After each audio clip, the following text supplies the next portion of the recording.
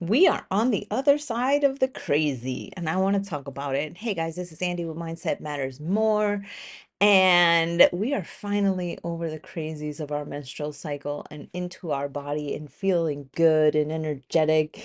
And, I just wanted to share that with you guys because apart from sharing all the downsides of things, I want to share the positives. I want to share that especially when you're going through things, there's always the other side of it. There's always the moments where you get to celebrate your wins and remember how strong that you've become through all the downs and the negatives and the challenges that you survive and to celebrate those.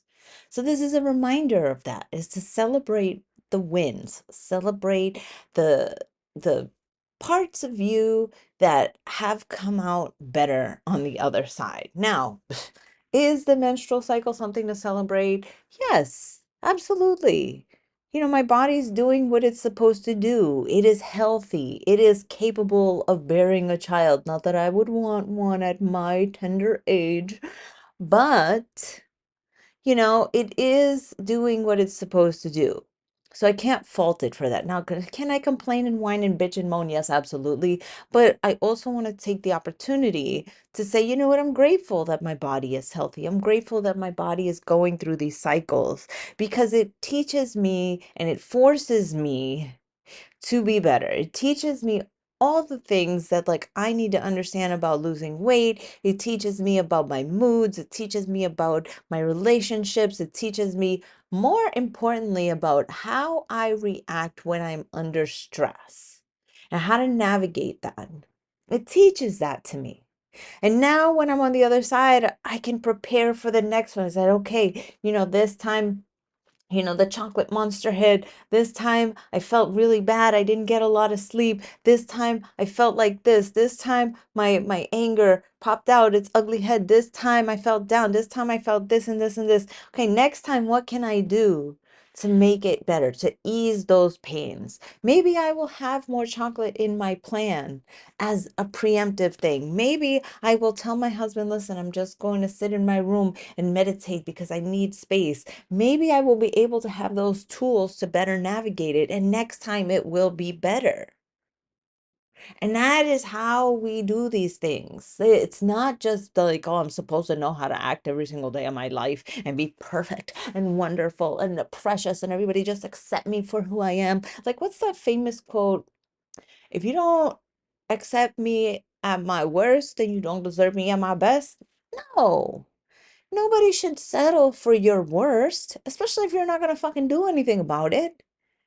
It's yes, you know what? It comes a point where it's like, yes, I do have a worst part of me. I don't have days where I am perfect. I don't have days, I mean, I'm perfect, but I have days where I am just not the best version of myself.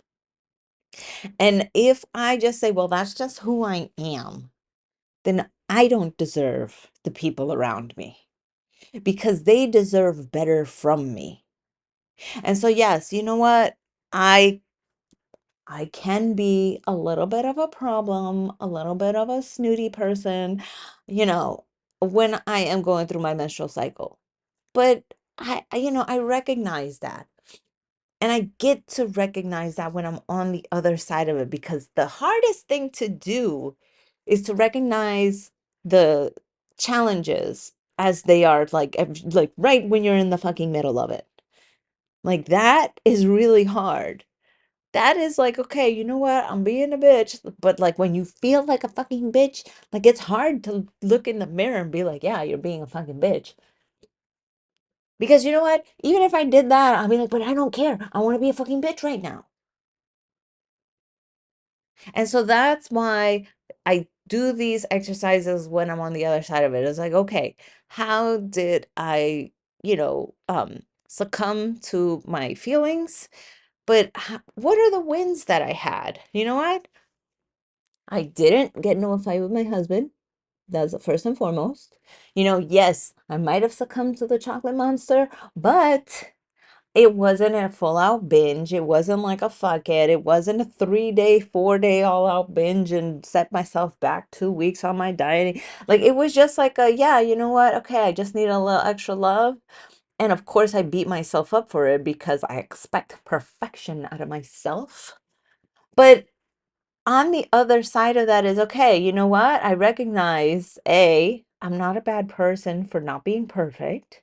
I'm not a bad person for having some chocolate when I wanted some chocolate. Like, I get to analyze these things and remember next time when I do have my menstrual cycle and the chocolate monster rears its ugly head because it's gonna fucking do that, then I can be like, okay, you know what? I know what to do now.